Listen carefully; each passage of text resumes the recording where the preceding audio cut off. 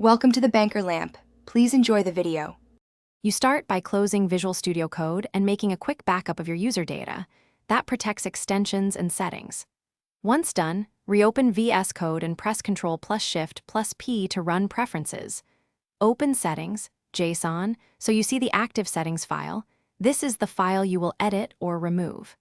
Make sure to disable settings sync first so the cloud does not immediately restore values. These initial steps let you act safely and precisely on your configuration files.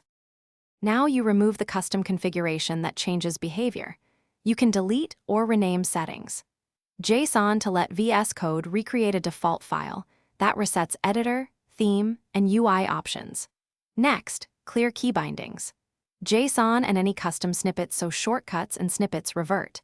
Then restart with extensions disabled using the extensions view or start with code disable extensions to confirm core settings are clean. Doing this isolates whether an extension or a config file caused the changes and makes the reset effective. Finally, restart Visual Studio Code normally and verify the default layout, theme, and behavior. Make sure settings. JSON was recreated with defaults. Re-enable settings sync only after you confirm the local state is exactly what you want to avoid re-importing old configs. Reinstall extensions one at a time, testing between installs so you can identify any problematic extension. Troubleshooting tip. If things still misbehave, close VS Code and delete the entire %app.